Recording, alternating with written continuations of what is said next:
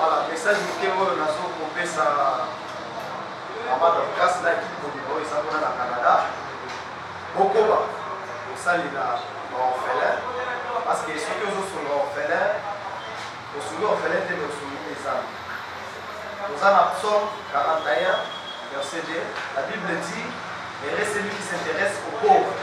car au jour du malheur l'Éternel les délivre. Alors, ceux qui misalo tozosala tozokende na kokoba plus tard nzambe oyo po azomona nde tozosalela baorphelin akosola biso salisa bana bitike awa ndeko ya Congo Kinshasa, Congo Brazzaville pe badiaspora ya mokili mobimba. Voilà, bonjour, bonsoir na bandeko nyonso bazili bakwa kolanda biso na chaîne na biso ya Musakoli Shako TV.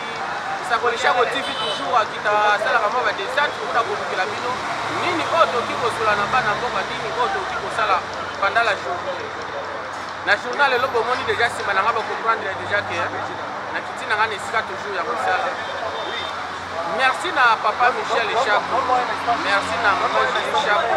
merci na maman Antoinette Tembo. Pona nini te mama Antoinette pona kozongiselo ba merci trop na oyo nyonso ezosala pona biso na journal lelo na kitini onige action plus oyo ya mama Dorka se Juma Muteba mama oyo azalaka na susi ya bana bitike mama oyo azalaka na susi ya ba mama oyo bakufela mibali tolingi tosolola na ndeko oyo tokuti na kati ya biro mwa moke par rapport a makambo yango ndenge esalemaka tokota ndeko na biso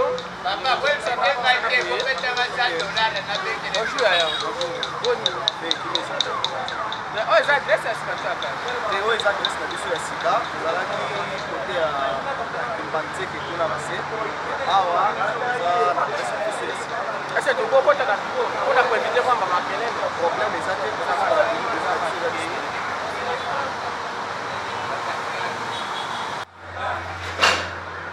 bonjour les sous de Barama. Bonjour mon ami journaliste. Oui, est-ce que vous pouvez présenter le bossa de mon nom basé dans le cours Ok, merci beaucoup pour l'opportunité au Bessiga pour tout le monde. Aïe, nasa di bosso à caméra, pour la grande Hervé Bakabou, nasa membre de ONG Action Plus. Bon, bandeko oyo baza jour ya liboso ya kolanda biso na chaîne na biso to na kati ya agence ya biso ya ONG Action Plus. Ese okopesa bandeko adresse mpona ndeko akozala na chance bata mosusu ke aya kotika ti uniforme ya mwana mwa lipapa mpe boza ndekende mwa mwana tosema kozala combien kozala les trois. les trois bandeko nyonso bazolanda biso na chaîne na biso ya Musakoli Shako TV oyo eza esika mama Dorcas Juma Muteba afungoli aza maboko kolele ezala eza na eloko no ya kala ezala ya sika mwa mbongo moko lingo odepase na omema ata na bar komela masanga okiko ya kotika mpona kosunga bana bitika yo na kati ya ONG eza osamosali Kasi aza chargé ya décoration aza intendant ya ONG Action Plus ONG Action Plus nani mutu nazobomba biloko nyonso oyo bomoi na kati ya biloko na biso ya sika nazobomba barolap nazobomba quelques matériaux qui sont ici nani mutu aza chargé ya kobomba biloko nyonso me na minute soki moto ayeke aya kotika mwa eloko moko ekuti libanda mboka to awa ake okutana na voilà mpona eloko oyo moto akoya kotika awa toza na numéro na biso numéro ya telefone numéro ya téléphone je crois après émission oyo okopesa numéro ya téléphone soki moto aza nango mposa okotyango na se ya ligne ya écran na biso comme ça oyo ekofacilité motu tâche pour ke aya atikela biso eloko aza oui ese okoki kopesa bandeko mwa adresse esika kozali merci beaucoup mpona ndeko nyonso oyo aza na eloko lisungi parce que nous avons préparé manifestation moko oyo ekozala les 3 awa le 3 septembre manifestation wana tozolinga topesa orphelin sourire il fallait orphelin azonga classe il fallait orphelin attendre alors ensemble avec la présidente madame Magui Nzumba Muteba abimisi initiative oyo ya non orphelin il faut azala na sourire azonga quand même la classe azala considéré alors mpona ndeko oyo akozala aza na eloko oyo akosunga orphelin mpe azonga classe toza niveau ya nini poso mpona moto azouta limité okita toza niveau ya shekina oyo ya kala soki okiti na shekina ya sika okatisi balabala ngambo ya shekina ya kala osali neti ozokita ntiango ozokita quartier 1 oleki premier bâtiment deuxième bâtiment bureau na biso eza wana tozofongola bureau na biso presque chaque jour mais soki moto azowuta ntiango outi ntiango obati oleki abattoir osali neti ozomata shekina na katikati wana nde place bureau na biso ezali tozofongola bureau na biso chaque jour so oza na mwa quelque chose so oza na uniforme so oza na cahier tokopesa numéro okontakte biso mpo oya kotikela biso eloko na yo wana afin ke topesa orphelin de 3 avant que classe ebana. Oui, bandeko déjà kozwi baadresse esika onge na biso ezozala mais place oyo bozalaki liboso na ntiango bolongwa kuna ouais tolongwa kuna oza lisusu kuna te ezalaki na ntiango kote ya kimpanseke oza lisusu kuna te adresse na biso ya sika nde nauti kopesa bino awa bandeko soki oleki oza na boulevard lumumba so okomi na boulevard lumumba par rapport ya adresse oyo napesi bokuta biso facilement tokopesa mpe biso numéro pour que tofacilite bino tâche afin que borejoindre biso so oza na quelque chose kopesa po malisuli ya baenfere. ese soki moto aye na eloko na ye mpenza ya sika te kokende osunga babola wana ekende ka wana to bandeko mosusu mpe tomona baonge mosusu eza eloko eye me ekomi kuna te etikali so ntango bokende kosala kosunga babola efezala mpe mata mwa sérieuse na kati. Voilà, merci beaucoup pour la retour de journaliste. Biso, vous allez dire action ba ONG et voilà, nous sommes une ONG très bien organisée. Parce que souci na biso donc création ya ONG de oyo les apôtres na kopesa orphelin soutien. Mais je ne crois pas que non soki mutoyen na eloko na zo ngasa les orphelins ko bomba ngo ko keto pesa orphelin. Parce que déjà dès le départ, Zambé moto apesaki maman Dorcas Nzumba vision oyo ya kosunga orphelin. Alors so moto aye na lusuli na ye, je ne crois pas que toko vendre le lusuli wana pour que tosunga orphelin. Parce que souci na biso, vision na biso, eza kopesa orphelin sourire na veuve na ba débili. Voilà, c'est un peu ça. Voilà, bande kozo bazo ya na toujours na bituna na biso de toujours na bango pesa ba ONG bele to boy to dama ba komo na bango. Puis na bandeko bapirataka bakongo ya baonge ya bato oya place tele koya kotika numéro ya telefone kopirate ekomi ya ndeni soki ndeni nayebi na mabate atokatoluka mayeke tozala na komoko lokola mama dorkas azwaki ide yake tosala onge mpona kosungaka bana bitike basi bakufela mibali na mibali bakufela basi kosungaka ademini nyonso donc mwasi akufeli mobali orphelin moto azoboite voilà ONG de action plus aza wana mpe bakosuka nyonso wana kopesa bango est-ce que ONG de plus esali combien d'années aussi tosali déjà 300 tosali 3 ans mais quand même on développé bien odéveloppe bien makasi koleka ba ONG de mosusu parce que mosusu babandaki akoya biso lelo baza te mais quand même bakatana quand même biso tobandi na 3 ans aussi tosali makambo ebele tosali batio eza ebele ezomonana te na biso ya bato eza mpe ke notre côté lebela wana te on continue toujours avec les actions et puis tokosala mpe ebele na lisuni ya nzambe ONG na bino eza kaka awa kaka mpe eza baplace mosusu na kati ya nini ekozala na combien de personnes ONGD na kati ya Kinshasa awa neti oyo eza direction na biso oyo place adresse na biso ya bakoko tuka biso mais ozalaka na baplace ebele oyo tosalaka baaction okokende otala bamama ya kote ya Tchangu okokende otala bamama kote ya nini ya Mikondo okokende otala bamama kote ya Kaluka osi totamboli mpe partout ndenge ya nini ya centre ya Kinshasa basiège na bino mosusu eza baplace wana obia bosengaka na lopango ya mama moko boyebisana siège na biso eza awa adresse na biso eza awa okokende na lopango ya biro moko ya mike voilà place bandeko na biso ya ONG bamambre na biso bazokutana na place wana on peut partir tomoni ke place wana bamama ya mwa wana bazokende loko alors on peut aller visiter ces mamans là pour s'organiser soki ke non place toza boye eza mosika parce que eza bamama mosusu batambolaka te aza na ye na se moye ake aya awa eza te ONG action pesa kotia bamoye pour ke akende visiter bamama voilà bandeko bozoyoka baadresse bisika nyonso bandeko balofla mais à tout cas tu conseilles rapidement pardon et l'autre qui ont dérangé monsieur ça il faut exagérer comme tout ça que mais la presse avant de vous autres comme bitu comme monter sur les cas bana verni les à la kana qui voulait bisa biso moi muke mais pour awa na kati ya bureau na bi propose à la fin quoi combien de personnes nous travaillons à 3 personnes. Nous avons un coordonnateur national, M. Joël. Nous avons un secrétaire général, M. Alain Kipouassi. Nanga ou Amani Boussona.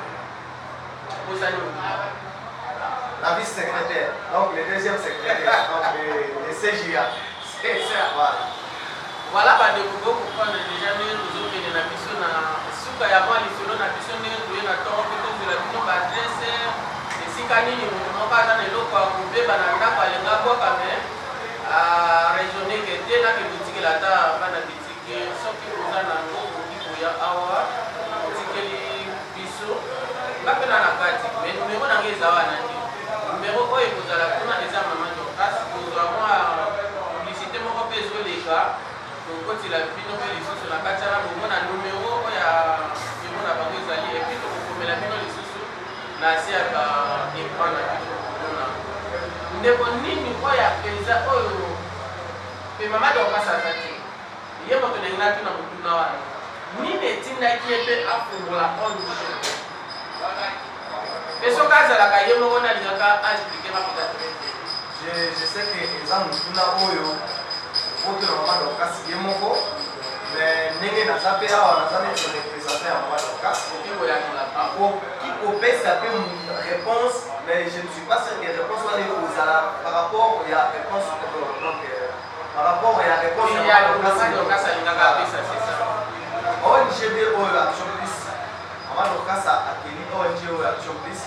par rapport ya souffrance oyo amonaki pa bamama veve eza na basi mosusu akufeli mobali apres soki bwa mwasi wana mobali akufi basi mosusu famille ya mobali ekoya ekotoli biloko bengani mwasi abwaki ye libanda bazwi biloko ya mobali mwasi wana komotelelana ozalaki na mama moko ebendaki kosunga emission wana elekaki ti na TV5 Monde mama wana mobali apres liwa ya mobali na ye benganaki ye na bana asundolaki ye na kati ya ndako asundolaki ye mama bana kubanda libanda na bana alors mama Dorcas par rapport ya mama nyonso wana elle a eu cette initiative ya kosunga bana mama veve basi bakufeli mobali na makafe ok non mwasi wana azalaka même na mwa ndako na mwa place ya kovanda na mwa activité ya kosala kosungaki mama na biso wana mama Dorcas na mike oyo nzambe apesaki ye atiaki mwa mike na ye moke mpoke mama wana abanda mwa activité moke oyo ekobana kosunga ye afutela mwa ndako na ye alesa bana na ye. C'était par rapport à la situation où il y a et pas ma maman fait voilà, parce que sur la facile, la boutique d'ailleurs, mais il tient d'ailleurs pour que l'on a fait un ONG ça va, merci. Et alors, on va te ressourcer. L'invité n'est pas pour la ONG, il a projet à quitter, il a appuyé, faire ce qu'il a baillé la ville, on a fait boutique la famille, on a fait boutique la bana bande. On a la canisse qui fait des amours. biso tozosunga nde baoyo bazangi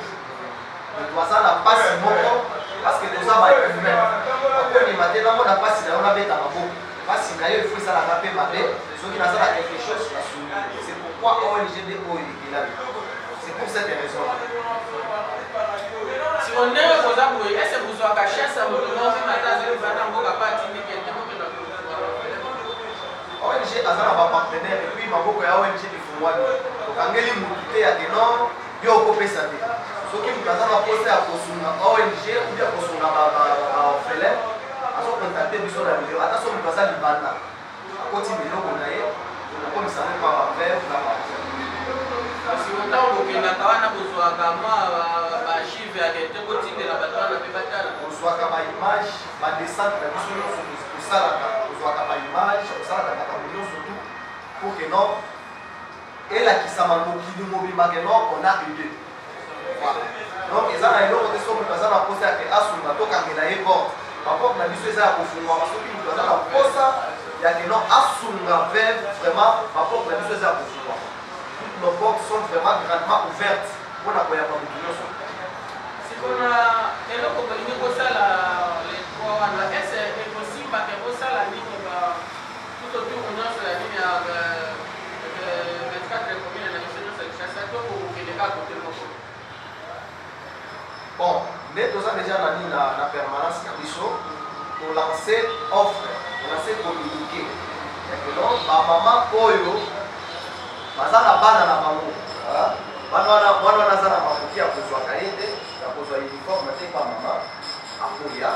aye awa le 3 ya septembre pour que tosala manifestation wana ensemble afin topesa bango sourire donc bato wana nyonso bakoya awa nde adresse na biso bato nyonso wana bakoya awa cérémonie esalemaka awa cérémonie ekosalema awa soki otali libanda toza na espace eza monene ONGD action plus eza na espace ya monene tokoyamba bato nyonso awa libanda. Mama Dorcas pas kozala. Mama Dorcas azala te azala na mosika ya biso akozala na biso na esprit donc ONGD ata Mama Dorcas aza te on continue toujours à travailler parce que eza vision ya kosunga bato Mama Dorcas akozala obi akozala te mais biso tozokobaka na mosala parce que ye atikeli biso vision na mosika azomunda pour que vision mpe ekende biso akozala na biso na esprit parce que manifestation le rekoleka tokoyebisa ke non toza en pleine manifestation akozala informé nyonso ekolaka elobekama nango akozala informé pour bayeba ke non manifestation ekela. Voilà bandeko bokomprendre déjà ke tokende déjà na suka ya mwa lisolo na biso ndenge toyakozela bino déjà baadresse soki nazotala boye naotala baminiti na ngai nde nazotala toka tomi déjà na presque na suka ya émission na biso mwa message moke epa Mama Dorcas na papa Michel Chako nde baza na Canada na Mama Julie Chako mwa message moke. Voilà, message moke oyo nazokopesa Mama Dorcas na ekipe mobimba oyo eza kuna na Canada bokoba kosalela baorphelin parce que soki ozosunga orphelin osungi orphelin te osungi eza toza na psaume 41 verset 2 la Bible dit heureux celui qui s'intéresse aux pauvres car au jour du malheur l'Éternel le délivre. Alors soki misala oyo tozosala tozokende na kokoba plus tard nzambe oyo po azomona nde tozosalela baorphelin akosunga biso. Mama Dorcas kayaki kolemba te mama na ngai continue kosunga baorphelin parce que la bénédiction vient que de Dieu tozozela lisungi pa motu te mais pas nzambe. Alors nazo encourager yo mama continuer biso mpe toza awa na kati ya Kinshasa tozokoba na kosala pour que tosunga baorphelin nyonso. Voilà, merci bandeko tokomi déjà na suka ya lisolo na biso na kozongisa bamerci ya tous eba Mama Dorcas na kopesaka taya te nakoma ntina biro mpe nasolo na bandeko nyonso na kotema bango na kati esika nazongisi lisusu merci ya mingi epa papa Michel Chako toki Canada na libota na ye mobimba Mama Julie Chako na bana nyonso Mama Antoinette Tembo Julie Tembo atuka boze ebele moyeke akote bino moko te na bosani te Mama Dorcas mama ya bana ebele mama ya bamama ebele na bapapa ya bamoto ebele atuka merci mama tosunga bakula bayo baza bikelamu neti biso me bazokoka na bango te liboso mwana nyonso atuka bandeko totya maboko kotosunga mwa ndeko na biso ya mwasi na vision oyo aza nango mpona kosunga bakula mpe yo moko kozala courage ya kokoma esika mokola azokende kopesa ye te yango nde baonge vraimen na mwa nzela moko amopuse ke moto amona neti ke nakende eloko akala bwenaka topesa neti licoli te soko ye nango na nzela ya awa okotala mongola ndenge azolenga mpona kozwa esala biso ye makasi otya biso maboko toza na moyen mosusu ya kosala te mpona kozonga bakula nzambe ya kokonga na akota bino na kati ya litemo omonani na bino ambalasi merci. salisa bana bitike awa ndeko ya Congo Kinshasa, Congo Brazzaville mpe badiaspora ya mokili mobimba boyoka lisolo ya malamu na memeli bino. Madame Dorcas Nzumba Muteba, présidente ya ONGD Action Plus, na mwa muke oyo nkolo apesi ye mpona kosunga baorphelin bazonga kelasi malamu. Alance appel na baye nyonso tu oyo balingaka nde kosunga baorphelin. Occasion yango oyo epesameli bino. Zongisa orphelin classe na sac, bic, kaye, uniforme package to pe biloko ya ndenge na ndenge. Madame Dorcas Nzumba Muteba lobi mosapi moko esokolaka elongi te o. Remise ya baobjet classique epai ya baorphelin ekosala mabongo mokolo le 3 septembre 2023 na ngonga ya 13h. Ndeko nyonso ya bonne foi oyo oza na contribution na yo mpona kopesa baorphelin, benga kaka na banimero oyo ekokoma na kati ya ONGD Action Plus. Ekosala nde kitoko. Ndenge kaka ozokanisa ete bana na yo bazonga classe kitoko, kanisa mpe baorphelin oyo bazanga tata, bazanga mama, bazanga mpe moto akosunga bango. Ya moke o Nzambe akopesa yo soki osungi ekosala ete bazonga classe kitoko. Kolo Yesu Masiya akozongisa ya mingi. Occasion yango yo a ne pas rater le 3 septembre 2023. Zongisa orphelin classe et c'est loco. Salisa bana bitibe awa awe sunga bana